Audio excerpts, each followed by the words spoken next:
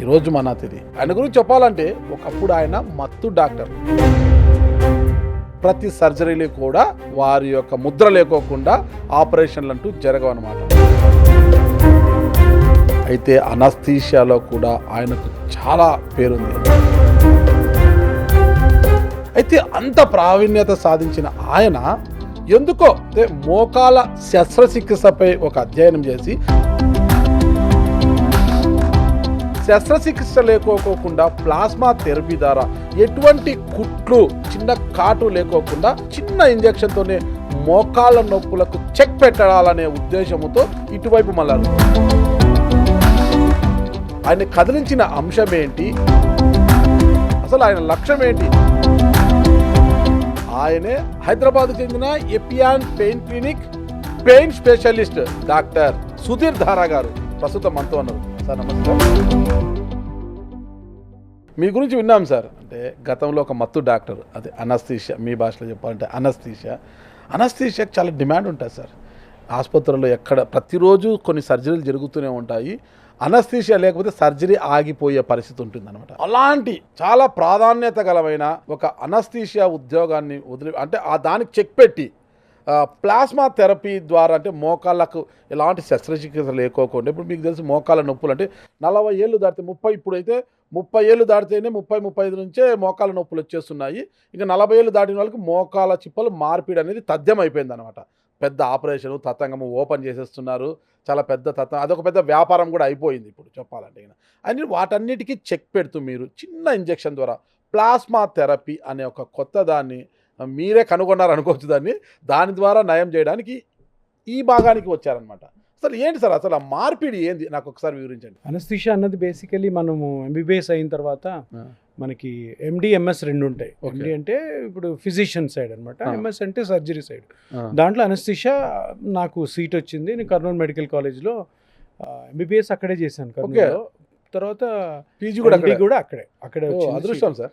Anaesthesia job ఎలా ఉంటుంది అంటే, సర్జరీ చేసే ముందు మనము వెళ్ళి పేషెంట్ని ఎగ్జామిన్ చేసుకొని ఆ పర్టికులర్ సర్జరీకి ఆ పేషెంట్ ఫిట్ అవుతాడా లేదా తప్పకుండా చూసుకోవాలి. ఎందుకంటే తర్వాత ఒక్కసారి అనస్థీషియా ఇచ్చిన తర్వాత పేషెంట్ ఫిట్ కాకపోతే పేషెంట్ ప్రాణానికి అపాయం. సో అందుకని సర్జన్ ఏదో కొయ్యాలనుకుంటాడు, తర్వాత మళ్ళీ కుట్లు వేసేసి వెళ్ళిపోతాడు, అంత అయిపోయింది. మనం పేషెంట్కి నొప్పి లేకుండా మత్తు ఇవ్వాలి, పేషెంట్కి ఏమీ తెలియకూడదు. ప్లస్ ఆపరేషన్ టైం అంతా కూడాను పేషెంట్కి ఏ విధమైనటువంటి డేంజర్ జరగకుండా మళ్ళీ హ్యాపీగా పేషెంట్ నొప్పి లేకుండా రికవర్ అవ్వాలి. ఆపరేషన్ అయ్యేంత వరకు అనస్థీషియా అక్కడే ఉండాలి కదా సార్, అబ్జర్వేషన్ ఉండాలి కదా. అక్కడే కాదు, పేషెంట్ అతుక్కొని ఉండాలి.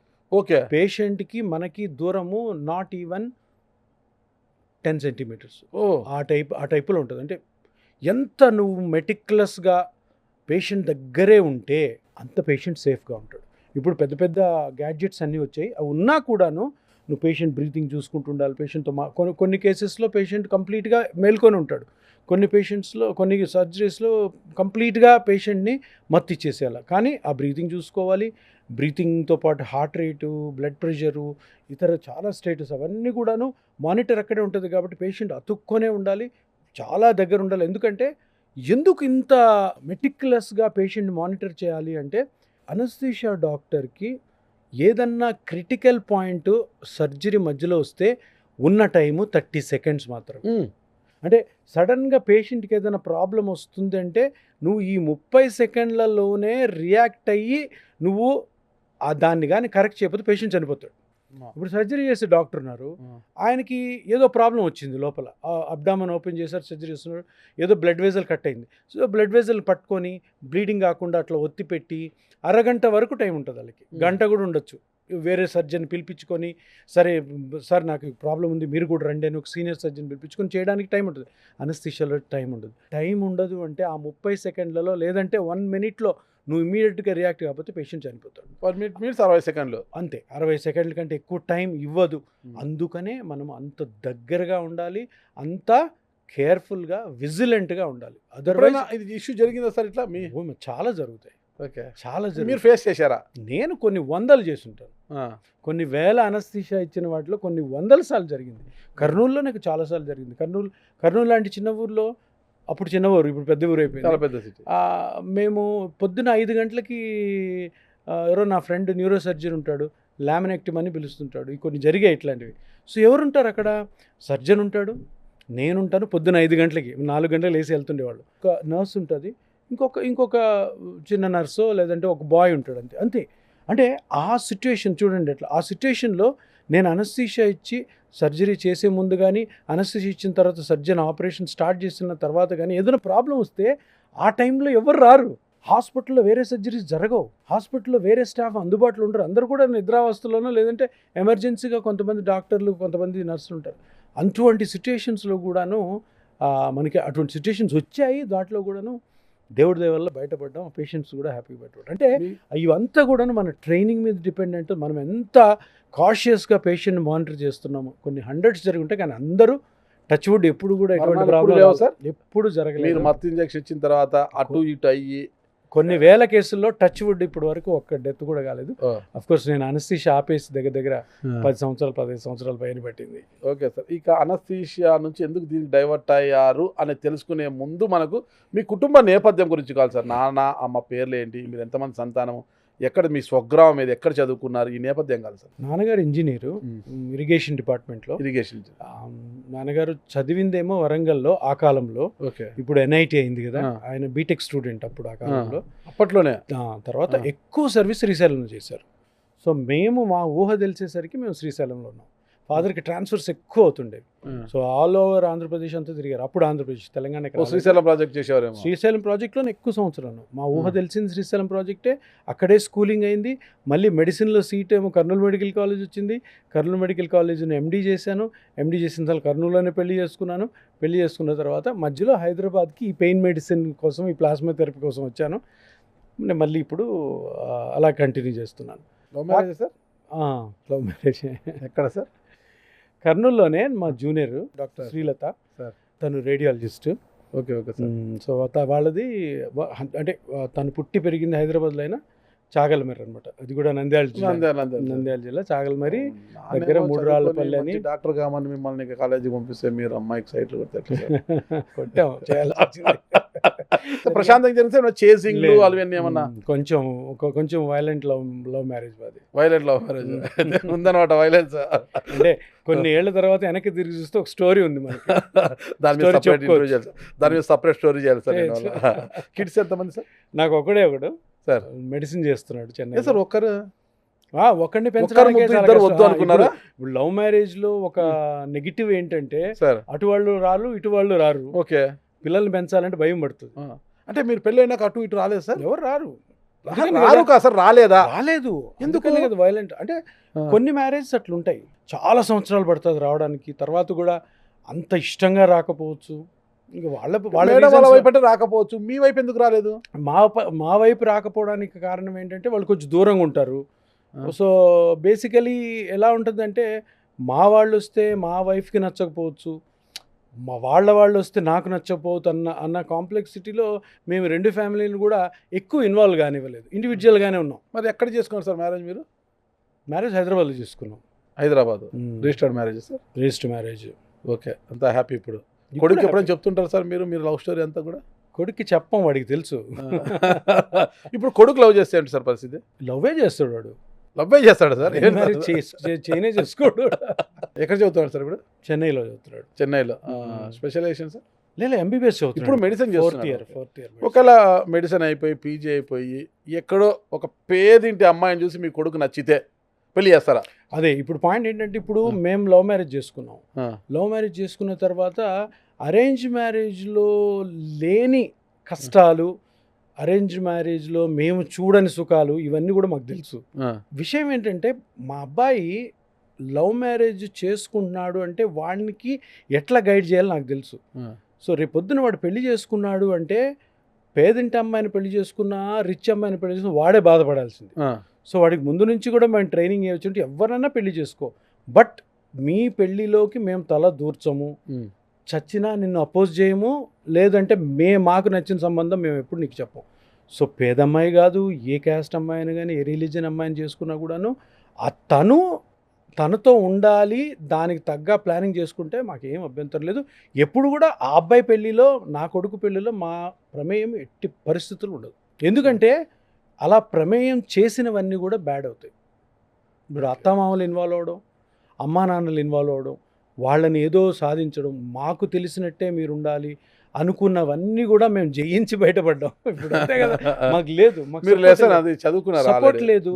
ఒక విధంగా నేను ఇప్పుడు ఎవరైనా వచ్చి, మాకు అప్పుడు ఆ కాలంలో లవ్ మ్యారేజ్ అయినప్పుడు 2-3 కపుల్స్ మమ్మల్ని ఆదర్శంగా తెచ్చుకొని వచ్చి అడిగేవాళ్ళు, సార్ మేము ఇట్లాగా పెళ్లి చేసుకున్నాం సార్, పారిపోవాలనుకుంటున్నాము అంటే. మేము పడ్డ బాధలు చూసి అప్పుడు ఏమనిపిస్తుంది అంటే, ఎందుకురా నాయన అనవసరంగా బాధల్లో ఉంటుంది. ఎలాంటి బాధలు పడ్డారు? బాధలు అంటే నీకు సపోర్ట్ ఉండదు నాగరాజు, సపోర్ట్ ఉండదు. నువ్వు ఈరోజు ఫస్ట్ ఆఫ్ ఆల్ వాళ్ళ దగ్గర నుంచి రిపల్షను, దాని తర్వాత దాన్ని అధిగమించిన తర్వాత ఎక్కడ ఇల్లు పెట్టాలా, ఎక్కడ ప్రాక్టీస్ చేయాలా, ఎక్కడ ప్రాక్టీస్ చేస్తే ఏ ప్రాబ్లమ్స్ వస్తాయి, ఎక్కడ మనం ఇప్పుడు ఇద్దరు కలిసి రావాలా, తను చదువుకోవాలి, తను పీజీ చేయాలా, ఆ పీజీ చేయాలంటే పీజీ జాయిన్ అవ్వాలి, దానికి ఎంట్రన్స్ రావాలా. నేను అప్పుడు పీజీ చేస్తూ ఉన్నాను. సో ఎక్కడ సెటిల్ అవ్వాలి, ఎక్కడ సెటిల్ అయితే ఏ ప్రాబ్లం వస్తుంది, ఎవరిని అడగలేము. ఒక రూపాయి పోయి ఇప్పుడు అమ్మా నాన్న ఉంటే హెల్ప్ చేస్తారు, లేదా అత్తామామ మనతో పాటు ఉంటే హెల్ప్ చేస్తారు. లేదు, ఎక్కడ ఉండదు. లవ్ మ్యారేజెస్ అన్నవి చేసుకోవడానికి ఫ్యాన్సీగా ఉంటాయి, కానీ ఒకసారి చేసుకున్న తర్వాత దాంట్లో పడే కష్టాలకి లవ్ మ్యారేజ్లు ఎప్పుడు చేసుకోకూడదు. అంటే చేసుకొని వాళ్ళకి కొంచెం అది చూస్తే గ్రాండ్గా ఉంటుంది, కలర్ఫుల్గా అనిపిస్తుంది. చేసుకున్న వాళ్ళకి చాలా కష్టం, కానీ ఒక విధంగా అదొక మంచి లెసన్ కూడా.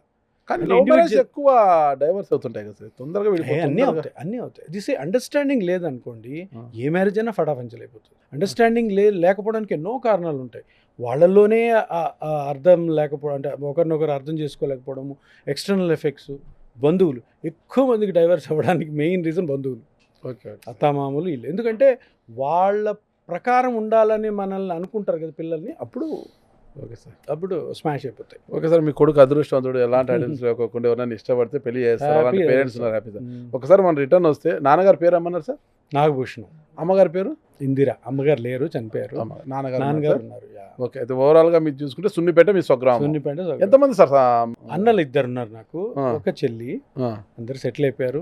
అన్నలు ఏం చేస్తారు సార్? 2 అన్నలు, ఒక అన్న కాంట్రాక్టర్, ఒక అన్న రైల్వేస్ లో చేస్తాడు. రైల్వేస్ ఏం చేస్తారు? రైల్వేస్ లో he's supervisor kind of. Sister ఏమో నాది బెంగళూరులో నాకు సెంటర్ ఉంది, ఇపియోనే, దానికి సిఓ, చీఫ్ ఆపరేటింగ్ ఆఫీసర్. తను సాఫ్ట్వేర్ లో ఉన్నాడు. ఇలా మీరు ఇక అనస్థీషియా పూర్తయిన తర్వాత ఫస్ట్ మీరు ఎక్కడ ప్రాక్టీస్ స్టార్ట్ చేశారు? ఏ సర్జరీకి ఫస్ట్ మీ లవ్ మ్యారేజ్ అయింది, ఎగ్జామ్ పాస్ అయ్యాను, నేను నా వైఫ్ ఉన్నాం, సంపాదన లేదు, చిల్లి గవ్వలేదు చేతిలో. సో ఏం చేయాలో అర్థం కాదు.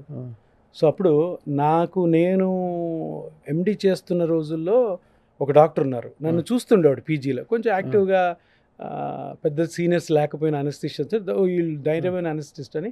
ఆయన నాకు ఫోన్ చేశారు ఒకరోజు, ఈ అనస్థిషియా అయిపోయి పాస్ అయిపోయి డిగ్రీ చేతిలోకి వచ్చింది, డబ్బులు లేవు. సో ఆయన ఫోన్ చేసి, సుధీర్ నేను పలానా ఊరికి వెళ్తున్నాను, ఎవ్రీ సండే వెళ్తాను, అక్కడ ఆపరేషన్స్ చేస్తాను, నువ్వు వచ్చావంటే నీకు నైట్ అంతా మనం సర్జరీస్ చేస్తాం అక్కడ ఉంటే నీకు 1000 రూపాయలు ఇస్తాను అన్నాడు.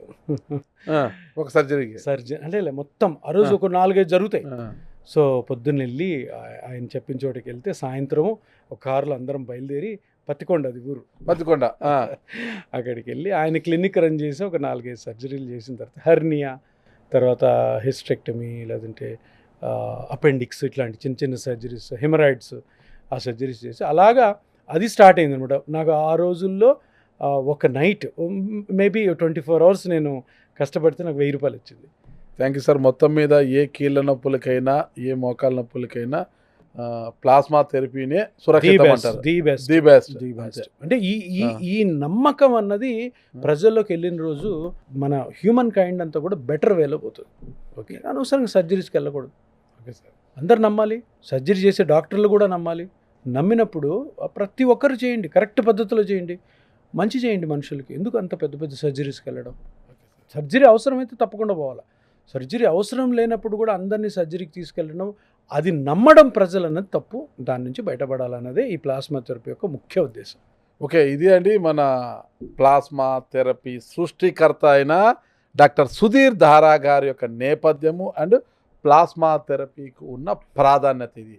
మరి చూద్దాం ఎంతవరకు మోకాల చిప్పలు అరిగిపోయి నొప్పులతో బాధపడుతున్న వారు శస్త్రచికిత్సలకు వెళ్ళకుండా ప్లాస్మా థెరపీ వైపు ఎంతమంది మొగ్గు చూపుతారనేది కూడా మనం వేచి చూద్దాం. Thank you sir. నమస్తే.